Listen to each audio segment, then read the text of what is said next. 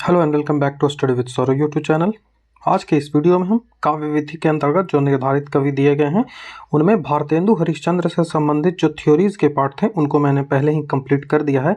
तो ये जो वीडियो है ये एमसीक्यू से संबंधित है। इसमें हम जितने भी कवि दिए गए हैं उनसे संबंधित लगभग 500 प्लस एमसीक्यू देखेंगे। ज़्यादा भी जा सकते हैं, मुझे अभी पता नहीं है कितना एमसीक्यू इसमें बन पाएगा। तो इसी को इस वीडियो में हम देखेंगे। यदि आप ये वीडियो और ये थ्योरी वाला वीडियोस देख लेते हो तो आपको जो हिंदी पेपर 2 है उसमें अच्छे अंक आप प्राप्त कर सकते हो। 90% तक अंक तो आप आसानी से कर सकते हो, क्योंकि जो प्रीवियस ईयर के क्वेश्चंस पूछे गए हैं, जैसा 29 तारीख को जो पंचायत वाला था उसमें आप देख सकते हो कि जो पढ़ाया गया है वहीं से प्रश्न आते हैं। तो ये देख सकते हो वीडियो। जैसे इससे पहले जो थ्योरीज वीडियो था काव्य निर्धारण में भारतेंदु हरिश्चंद्र और मैथिली शरण गुप्त, इन दोनों से वीडियो अपलोड कर दिए हैं, तो इसको आप पहले देख लो। तो थ्योरीज और एमसीक्यू दोनों को आप देखोगे तो इस वीडियो को देखने से पहले ये वाला जो वीडियो है भारतेंदु हरिश्चंद्र का पार्ट 1 उसको आप देख लोगे। इससे पहले मैंने और जो कवि दिए गए हैं हिंदी साहित्य के अंतर्गत विद्यापति कबीर रस खान, इनसे संबंधित थ्योरीज और एमसीक्यू दोनों अपलोड कर दिए हैं। ये सारे वीडियो जितने भी मैंने अभी तक अपलोड किए हैं, जैसे सीजीएल हिंदी पेपर 2 से संबंधित, उन सबको एक जगह यदि आप देखना चाहते हो तो ये प्लेलिस्ट बना हुआ है जैसे सीजीएल हिंदी पेपर 2, इसको आप चेक कर लोगे। लिंक इसका डिस्क्रिप्शन में आपको मिल जाएगा। कहानी उपन्यास नाटक हो और नहीं पढ़ा है तो मैंने अपने टेलीग्राम चैनल पे अपलोड कर दिया है, तो यहाँ से आप इसे पढ़ सकते हो। ये हमारा टेलीग्राम चैनल है स्टडी विद सौरभ ऑफिशियल। इसको आप कोई और कोड से ज्वाइन कर सकते हो या फिर मैं इसका लिंक डिस्क्रिप्शन में दे दूंगा, वहाँ से आप इसे ज्वाइन कर सकते हो। तो चलिए पहले प्रश्न से हम वीडियो की शुरुआत करते हैं। तो पहला प्रश्न है कि भारतेंदु जो हरिश्चंद्र है उनका जन्म कब हुआ था। तो आपके ऑप्शन इस प्रकार है। तो यदि आपने उस मेरा वीडियो देखा होगा तो आपको पता है कि 1850 ईस्वी में भारतेंदु हरिश्चंद्र का जन्म हुआ था, और जो 1885 में 35 वर्ष की अवस्था में ही इनकी मृत्यु हो गई थी। यदि आपसे जन्म की बात करें कि जन्म इनका हुआ था कहाँ, तो काशी बनारस उत्तर प्रदेश जो है वहाँ पे इनका जन्म हुआ था, और इनकी मृत्यु भी 85 में उत्तर प्रदेश में ही हुआ था। इनके जो पिता है इन्हें गोपाल चंद्र कहा जाता था, जो कि गिरधर दास नाम से कविताएं लिखते थे। मैंने थ्योरीज जो वीडियो था उसमें बता दिया था इसको। तो भारतेंदु हरिश्चंद्र जो है वो आधुनिक काल के कवि हैं।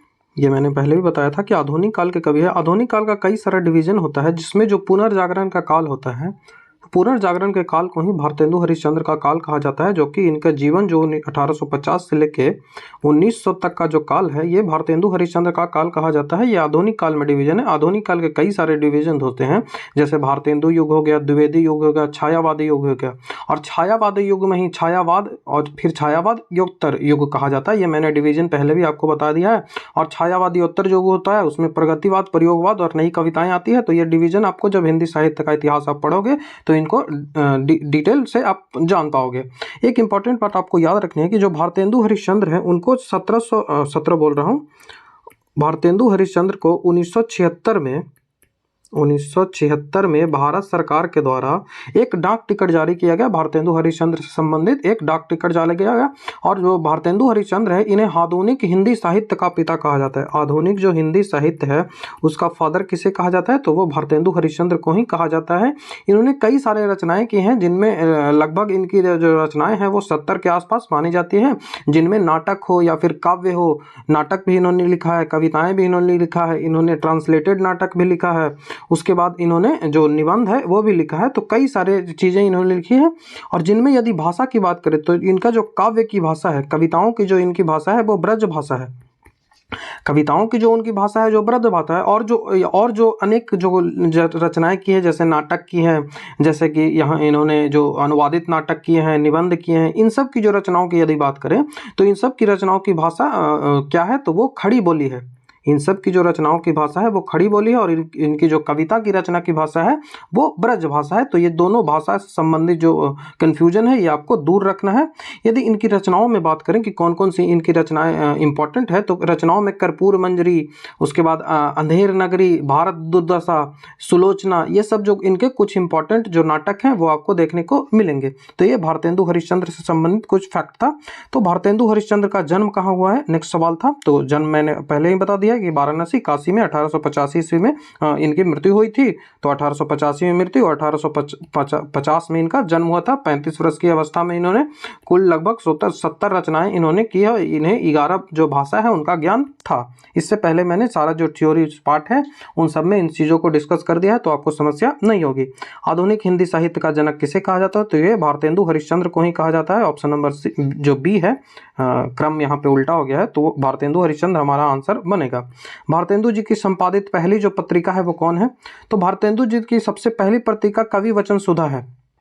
इनकी जो सबसे पहली पत्रिका है, यहाँ तो कवि सुधा लिखा गया है, लेकिन इसका पूरा नाम कवि वचन सुधा है। और इसका जो प्रकाशन हुआ वो कब हुआ?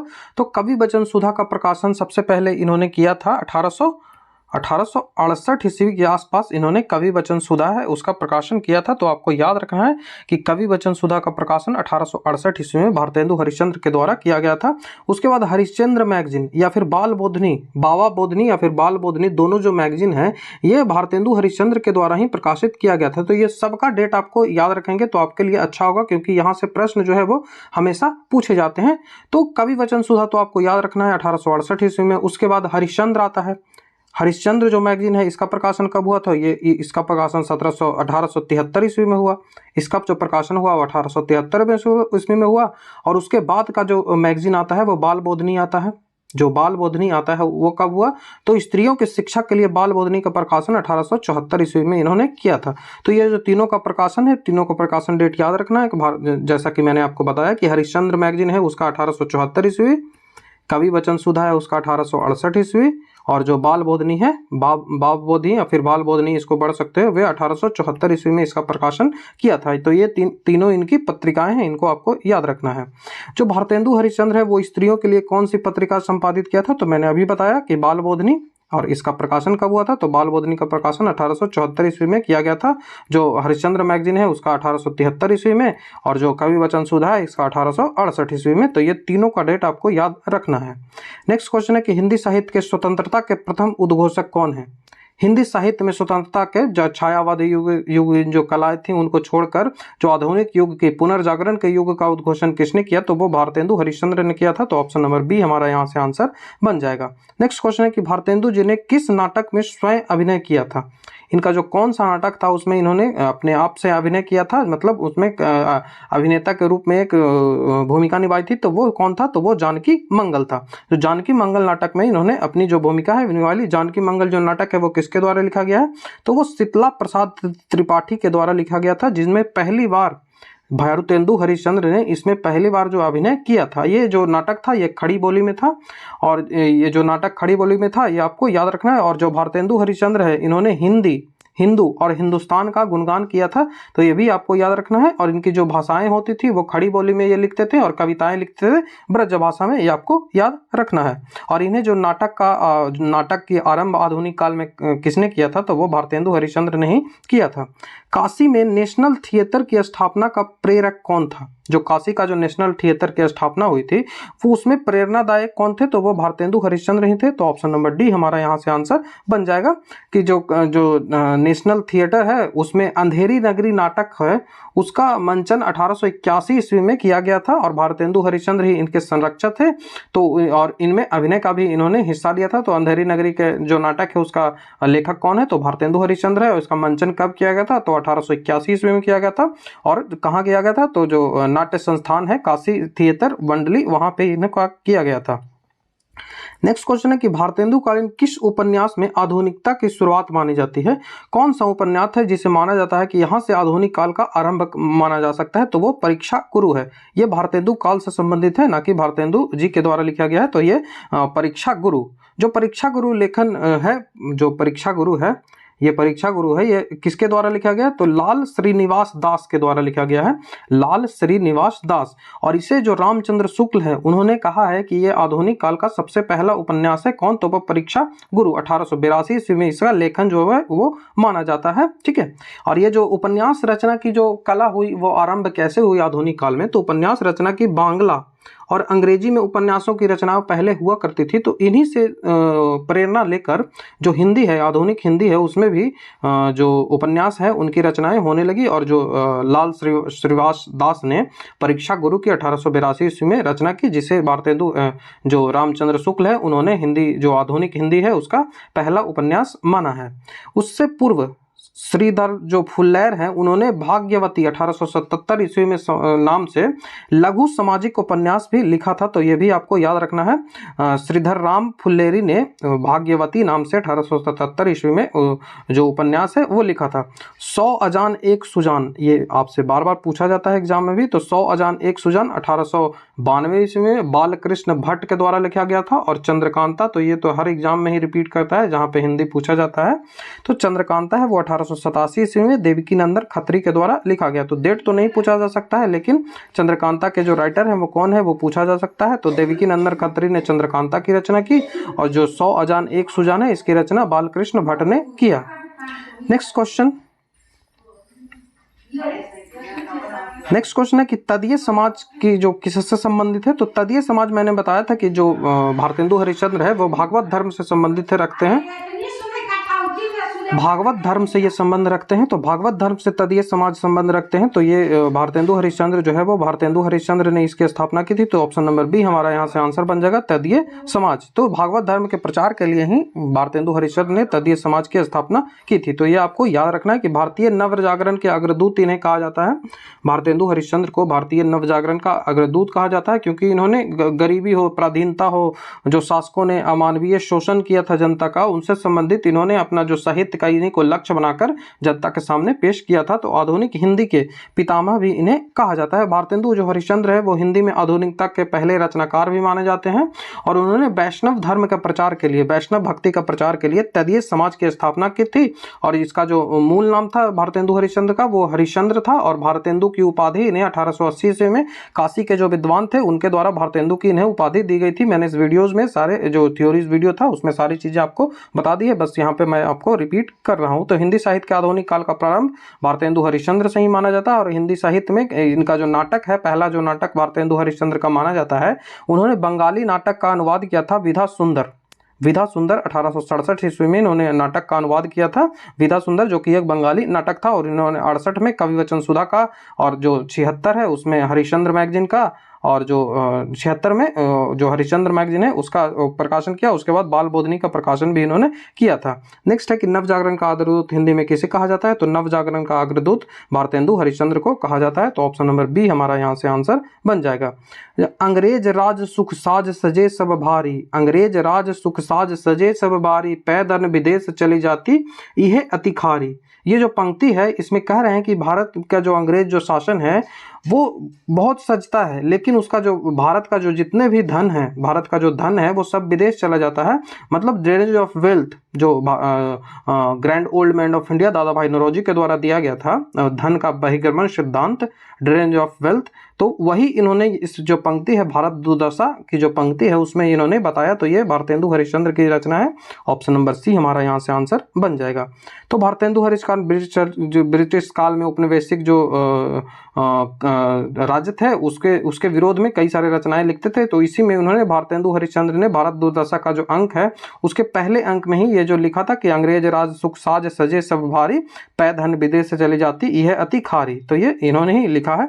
भारतेंदु का खड़ी बोली में जो रचित कविताओं का संग्रह है वो किस नाम से प्रसिद्ध है। तो भारतेंदु जो है वो खड़ी बोली में रचनाएं करते थे। तो इनकी खड़ी बोली की रचनाओं की जो कविताएं हैं उनका एक जगह संग्रह किया गया है, तो वो फूलों का गुच्छा कहा जाता है। ऑप्शन नंबर ए हमारा यहाँ से आंसर बन जाएगा, फूलों का गुच्छा कहा जाता है। इनके फूल जो रचनाएं हैं वो फूलों का गुच्छा कहा जाता है। तो भारतेंदु हरिश्चंद्र के बारे में ये इंफॉर्मेशन आपको याद रखनी है। निम्नलिखित में से जो कौन है वो भारतेंदु कालीन कवि हैं। तो आपके ऑप्शन इस प्रकार है। तो हरिश्चंद्र, प्रेमधन, प्रताप नारायण मिश्र और अंबिका दत्त व्यास हैं, ये सारे जो हैं वो भारतेंदु युग के हैं, भारतेंदु कालीन कवि हैं। तो ऑप्शन नंबर ए हमारा यहाँ से आंसर बन जाएगा। जो भारतेंदु कालीन प्रमुख कवि हैं उनके नाम आपको याद रखने हैं कि भारतेंदु हरिश्चंद्र हो गया, बाबा सुमेर सिंह हो गया, बद्री नारायण प्रेमधन इन्हें कहा जाता है। प्रेमधन आपको याद रखना है। प्रताप नारायण मिश्र हो गए, और फिर उसके बाद राधा कृष्ण दास हो गए, अंबिका दत्त व्यास हो गए, उसके बाद ठाकुर जगमोहन सिंह हो गए। तो इसमें जो प्रताप नारायण मिश्र है, प्रताप नारायण मिश्र, इन्हें भारतेंदु, द्वितीय भारतेंदु भी कहा जाता है प्रताप नारायण मिश्र को। तो ऑप्शन नंबर नेक्स्ट जो क्वेश्चन है कि भारतेंदु ने अपना जो बलिया का जो ऐतिहासिक भाषण है वो कहाँ दिया था। एक भाषण इन्होंने दिया था बलिया में, जो उत्तर प्रदेश का जिला है बलिया। तो बलिया में इन्होंने एक भाषण दिया था जिसे बलिया भाषण भी कहा जाता है, बलिया का ऐतिहासिक भाषण भी कहा जाता है। तो ये इन्होंने 1884 ईस्वी में दिया था। तो ऑप्शन नंबर सी हमारा यहाँ से आंसर बन जाएगा। हिंदी साहित्य में रुचि रखने वालों के लिए ददरी मेले जो होते हैं वो काफी महत्वपूर्ण होते हैं। तो यहीं पे भारतेंदु हरिश्चंद्र ने नवंबर 1884 ईस्वी में एक व्याख्यान दिया था जिसे बलिया व्याख्यान या फिर बलिया का भाषण भी कहा जाता है।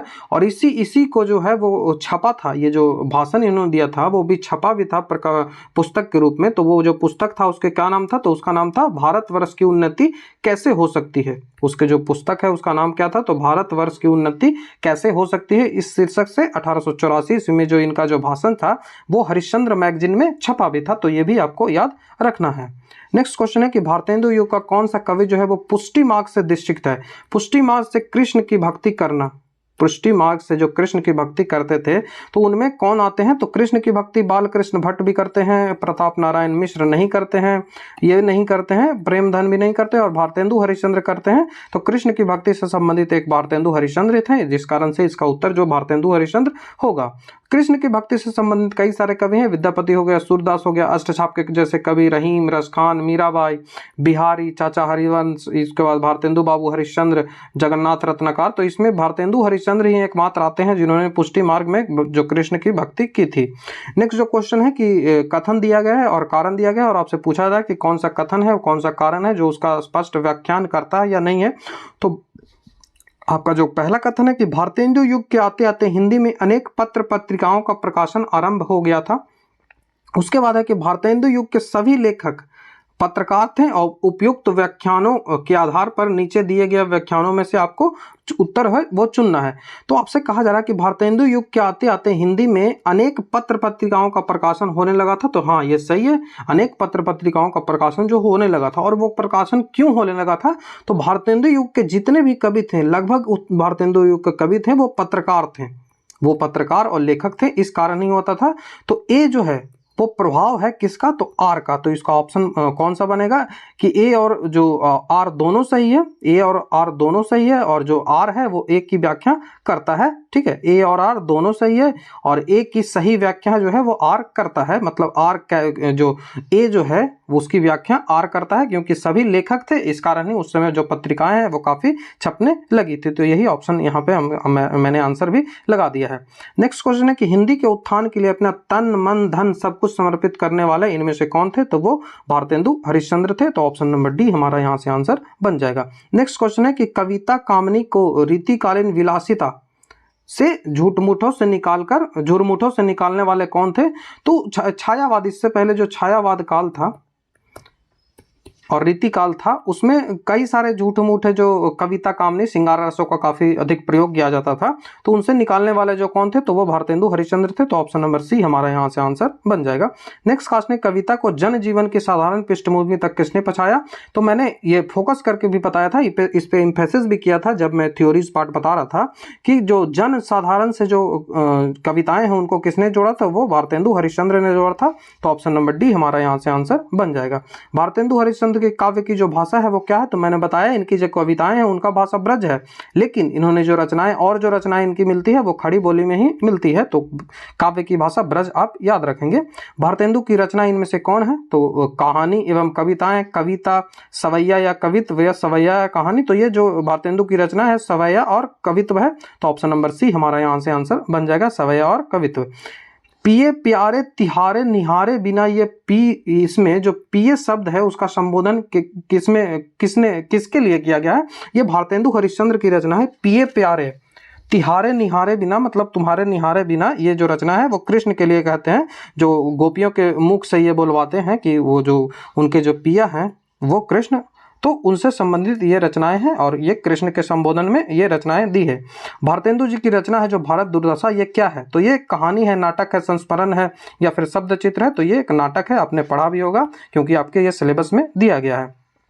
नेक्स्ट क्वेश्चन है कि भारतेंदु जी के काव्य की सबसे महत्वपूर्ण जो प्रवृत्ति थी वो क्या थी। तो उस समय भक्ति प्रवृत्ति, सामाजिक प्रवृत्ति, श्रृंगार प्रवृत्ति तो चलती आ रही थी, लेकिन राष्ट्रीय प्रवृत्ति में कोई भी लेखक नहीं था जो राष्ट्रीय प्रवृत्ति में नहीं लिखता था। क्यों ऐसा था? क्योंकि उस समय जो स्थितियां उससे पहले थी वो उस तरह से नहीं थी, लेकिन इस समय जो भारत था वो आज़ादी की भारत अपनी लड़ाई लड़ रहा था। तो ऐसा नहीं हो सकता कि उस काल से कोई भी कवि हो, जब हम जो काव्य रचनाएं पढ़ रहे थे, जो पाश्चात्य साहित्य सिद्धांत पढ़ रहे थे, साहित्य सिद्धांत जब पढ़ रहे थे, तो उस समय मैंने आपको बताया भी था कि जो ऐसा कोई कवि नहीं हो सकता कि अपना जो काल है, अपना जो उसका समय है, उसके प्रभाव को अपने जो रचनाएं हैं उनमें ना दिखा पाए। तो यही कारण था कि भारत उस समय आज़ादी की लड़ाई लड़ रहा था। तो जब आज़ादी की लड़ाई रहा था तो उस समय के जितने कवि होंगे उसमें ये रचनाएं जरूर देखेगी, उनकी रचनाओं में आज़ादी से संबंधित जो राष्ट्रीयत्व है वो दिखेगा। तो इसीलिए उनकी जो प्रवृत्ति, राष्ट्रीय प्रवृत्ति है भारतेंदु हरिश्चंद्र की, ये अन्य कवियों से सबसे अलग थी। नेक्स्ट क्वेश्चन है कि भारतेंदु जी की दृष्टि में काव्य की आत्मा कौन है? जिस तरह से मनुष्य में आत्मा होती है वो सब चीज डिसाइड करता है, उसी तरह से काव्य की जो आत्मा होती है वो उन्होंने उसे रस को माना है। तो ऑप्शन नंबर सी हमारा यहाँ से आंसर बन जाएगा। भारतेंदु जी की नाट्य साहित्य में कितने भागों में विभक्त किया गया है? भारतेंदु जी का जो नाटक है, नाटक जो इन्होंने लिखा है, उनको कितने भागों में डिवाइड किया गया है? तो ये 3 भागों में डिवाइड किया गया है। ऑप्शन नंबर जो सी यहाँ से बनेगा, वैसे 1 2 सी, तो ऑप्शन नंबर सी यहाँ से बनेगा। इनके जो नाटक है वो 3 भागों में डिवाइड किया है। पहला तो हो गया कि इनके जो मूल नाटक हैं, इनके जो ओरिजिनल नाटक है, दूसरा इनके जो ट्रांसलेटेड नाटक है, और तीसरा जो इनके अपूर्ण नाटक है जो इन्होंने पूरा नहीं कर पाया क्योंकि इनका जीवन जो है वो बहुत जल्दी खत्म हो गया था। नेक्स्ट क्वेश्चन है कि भारतेंदु जी के नाटक साहित्य के भागों में जो सही क्रम है वो बताएं। तो अनुदित, मौलिक और अपूर्ण मैंने बताया। अनुदित मतलब ट्रांसलेटेड, मौलिक मतलब इनका जो ओरिजिनल था, और अपूर्ण मतलब अधूरा। तो ऑप्शन नंबर ए हमारा यहाँ से आंसर हो जाएगा। नेक्स्ट क्वेश्चन है कि इनके अधूरे अनुवादों को किस जोड़ी ने पूरा किया? जो इनके अनुवाद थे वो अधूरे थे क्योंकि इनका जो मृत्यु हो गया था वो काफी पहले हो गया था। 35 वर्ष की अवस्था में ही इनकी मृत्यु हो गई थी, और 35 वर्ष की अवस्था में इन्होंने 70 रचनाएं कर ली। इन्होंने 11 भाषा का इन्हें ज्ञान था। तो रामशंकर व्यास और राधा कृष्ण दास, ऑप्शन नंबर जो सी है, रामशंकर व्यास और राधा कृष्ण दास, इन्होंने उनकी रचनाओं को पूर्ति किया था। भारतेंदु जी कितने भाषा के जानकार थे? मैंने बताया ऑप्शन नंबर बी, 11 भाषाओं की इन्हें जानकारी थी। भारतेंदु जी का विवाह जो है वो कितने उम्र में हुआ था? तो ये 13 वर्ष की उम्र में हुआ था। मैंने इसको थ्योरी जो पार्ट था उसमें बताया भी था। हिंदी गद्य विधा का जो स्वरूप है निर्धारण किसने किया था? तो हिंदी जो गद्य है, पद होता है और गद्य 2 टाइप के होते हैं। तो ये जो गद्य विधा है उसका जो आरंभ किसने किया था? तो वो उसका जो निर्धारण करने वाला, स्वरूप तैयार करने वाला, ऑप्शन डी, भारतेंदु हरिश्चंद्र को माना जाता है। भारतेंदु जी ने किस भाषा में अपनी जो स्वीकृति दी थी? तो वो व्यवहारिक जो भाषा होती थी उसमें उसको स्वीकृति दी थी कि जो भाषा होनी चाहिए वो व्यवहारिक होनी चाहिए। ऐसी आडंबरपूर्ण भाषाओं का प्रयोग नहीं करना चाहिए जिससे जो पाठक है उनको चीजें समझ में नहीं आ जाए। तो जब चीजें समझ में ही पाठक को नहीं है तो लिखने का फिर क्या फायदा? तो इसीलिए व्यवहारिक भाषा होनी चाहिए। नेक्स्ट क्वेश्चन है कि भारतेंदु हरिश्चंद्र की धारणा के मुताबिक हिंदी जो है वो कब नई चाल में ढल गई? तो हिंदी को नई चाल में ढलना वो मानते हैं 1873 में। तो ऑप्शन नंबर सी हमारा यहाँ से आंसर बन जाएगा। 1873 आपको याद रखना है। आधुनिक काल का जनक किस लेखक को माना जाता है? तो मैंने बताया आधुनिक काल का जनक भारतेंदु हरिश्चंद्र को माना जाता है। तो ऑप्शन नंबर बी हमारा यहाँ से आंसर बन जाएगा। भारतेंदु युग का अन्य नाम क्या है? तो मैंने बताया था कि यह पुनर्जागरण का काल था क्योंकि उस समय जो साहित्य था वो जड़ता में चला जा रहा था, जिस कारण से उन्हें पुनर्जागरण की आवश्यकता थी। तो पुनर्जागरण का काल माना जाता है भारतेंदु युग को। ऑप्शन नंबर बी हमारा यहाँ से आंसर बन जाएगा। नेक्स्ट क्वेश्चन है कि इनमें से कौन सा जो मंडल, जो भारतेंदु मंडल है उसके लेखक नहीं है? उसके लेखक कौन है? नहीं पूछ रहा है, इसमें कौन है? तो सरदार पूर्ण सिंह नहीं है, मैथिली शरण गुप्त नहीं है, अवधेश सिंह उपाध्याय नहीं है, लेकिन बद्री चौधरी जो प्रेम धन है, मैंने बताया कि प्रेम धन है, ये है। तो ऑप्शन नंबर ए हमारा यहाँ से आंसर बन जाएगा। देख सकते हैं कि भारतेंदु काल के कवि कौन कौन से? तो भारतेंदु हरिश्चंद्र हो जाएगा, बाबा सुमेर सिंह हो गया, बद्री नारायण जिन्हें प्रेम धन भी कहा जाता है, प्रताप नारायण मिश्र हो गए, राधा कृष्ण दास हो गए, अंबिका दत्त व्यास हो गए, और जो ठाकुर जगमोहन सिंह हो गए। तो ये आपको भारतेंदु युग के कवि हैं जिनको आपको याद रखना है।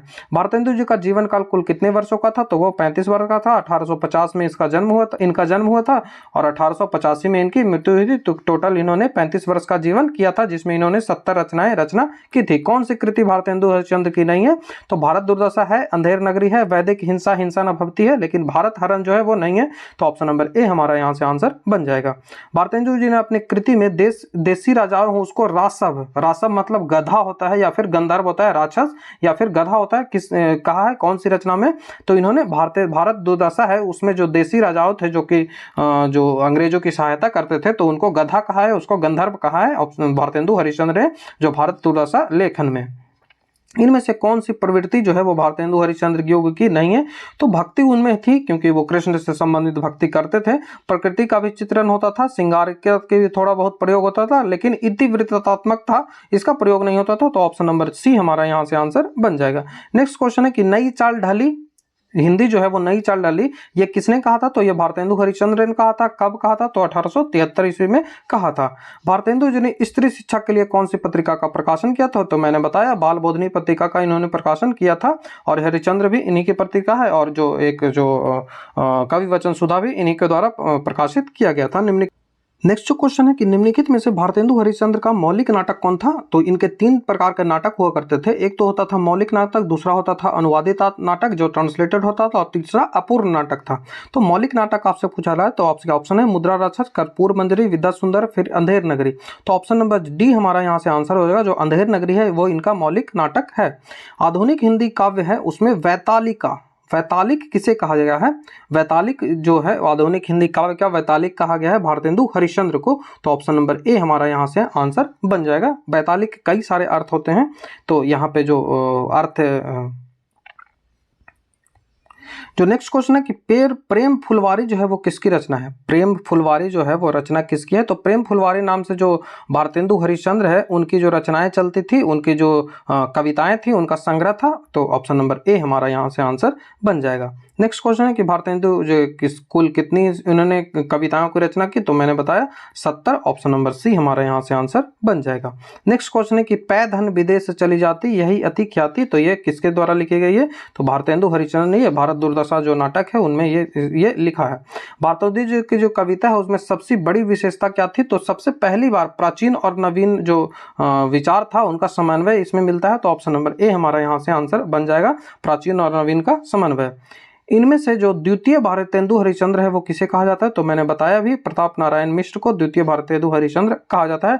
कई जगह आपको बद्री नारायण चौधरी भी इसका आंसर मिल जाएगा, बद्री नारायण चौधरी भी आपको आंसर मिलेगा, लेकिन प्रताप नारायण मिश्र आप याद रखोगे। नेक्स्ट क्वेश्चन है कि आचार्य रामचंद्र शुक्ल ने हिंदी का पहला उपन्यास किसे कहा? तो मैंने बताया परीक्षा गुरु को हिंदी का पहला उपन्यास कहा है, option number C. Next question है कि भारतेंदु जो हरिश्चंद्र है भारतेंदु मंडल के किस लेखक को उस युग का अत्यंत सजग, सतर्क और गहरी सूझबूझ तथा भारतेंदु हरिश्चंद्र का उत्तराधिकारी माना जाता है? तो प्रताप नारायण मिश्र को। Option number C. Bal Mukund Gupta भी आपको आंसर मिलेगा, इसको आप चेक कर लोगे। नेक्स्ट क्वेश्चन है कि वो जपो निरंतर एक जबान हिंदी हिंदू हिंदुस्तान, ये जो उक्ति है वो किनकी है? जपो निरंतर एक जबान हिंदी हिंदू हिंदुस्तान, ये किसने है? तो प्रताप नारायण मिश्र, जिसे प्रेमधन भी कहा जाता है, इन्होंने की है। तो ऑप्शन नंबर बी हमारा यहाँ से आंसर बन जाएगा। तो यही हमारा वीडियो था जिसमें हमने भारतेंदु हरिश्चंद्र से संबंधित जितने भी एमसीक्यू प्रीवियस ईयर में पूछे गए हैं और जितने भी पूछे जाने की संभावनाएं बनती है उन सबको हमने यहाँ पे डिस्कस कर लिया। जहां एक्सप्लेनेशन की आवश्यकता थी हमने एक्सप्लेन भी किया। तो आशा करता हूँ आपको वीडियो अच्छा लगेगा। यदि आपको वीडियो अच्छा लगता है तो आप हमारे चैनल को सब्सक्राइब, वीडियो को लाइक शेयर कमेंट जरूर कर दें। वीडियो को लाइक करना बहुत जरूरी है क्योंकि हमारा जो चैनल है वो अनलिस्टेड होता चला जाएगा। यदि आप लाइक नहीं करोगे व्यू नहीं जाएगा। जब आप लाइक नहीं करोगे तो यूट्यूब जो है उसको टारगेटेड जो स्टूडेंट है उनको शेयर नहीं करेगा, और जब उनको शेयर नहीं करेगा तो वीडियोस पे व्यू नहीं आएगा, और जब वीडियो पे व्यू नहीं आएगा तो चैनल जो है वो अनलिस्टेड हो जाएगा, और जब चैनल अनलिस्टेड हो जाएगा तो मुझे उतना काम करने में मज़ा भी नहीं आएगा, तो जो मैं छोड़ भी दूंगा। तो इसीलिए आपको बस लाइक तो आप कर सकते हो, तो लाइक कमेंट और शेयर जरूर कर दें, ये आपसे रिक्वेस्ट है। तो ये जो काव्य विधि के अंतर्गत जो निर्धारित कवि हैं उनमें भारतेंदु हरिश्चंद्र पहला था। अब इसके बाद जो मैथिली शरण गुप्त है उनको देखेंगे, तो पार्ट 2 जो होगा वो मैथिली शरण गुप्त से ही होगा, और आगे के जो वीडियो है वो इसी तरह से कंटिन्यू होते रहेंगे, और थ्योरीज पार्ट भी साथ में साथ कंटिन्यू होता चला जाएगा। तो आपको स्क्रीन पे हमारा यूट्यूब चैनल सब्सक्राइब करने का बटन दिख रहा होगा, टेलीग्राम ज्वाइन करने का बटन दिख रहा होगा, और जो प्लेलिस्ट है JSC हिंदी पेपर 2 वो प्लेलिस्ट दिख रही होगी। तो चलिए आपसे उसी प्लेलिस्ट में मिलता हूँ। वीडियो देखने के लिए थैंक यू।